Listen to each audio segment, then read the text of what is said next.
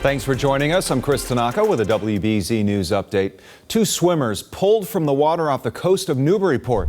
They were found unresponsive last night off Plum Island Point in the Merrimack River. Now, two nearby fishing boats were the first to reach them and help bring them ashore.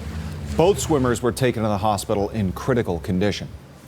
A Boston judge accused of helping an undocumented immigrant get away from federal agents in 2018 faces a hearing today.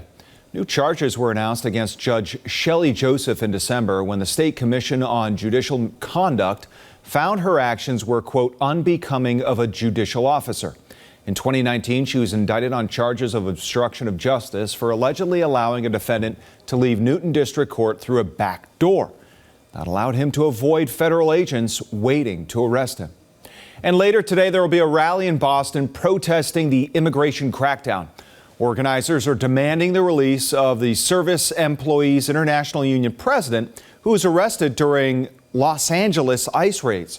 They're going to call on Massachusetts labor unions to strike until he's freed. They also want Governor Healey and Attorney General Andrea Campbell to take steps to protect immigrants and prosecute ICE's actions. The rally is set for 2 p.m. at City Hall Plaza. How will the weather be then and there? Well, here's Jason with the forecast. Likely going to be cloudy and also murky. We're switching off from dry conditions, Chris, to more of a wetter forecast over the next 24 to 48 hours here. We're just going to be mainly dealing with some spot shower chances for the start of your Monday. However, we also have some elevated air quality concerns. We were speaking about it last week due to a lot of the Canadian wildfires, but we have a very soupy air mass in and around the Mass Pike region, including the city of Boston, with that orange dot posing, again, another threat for sensitive groups.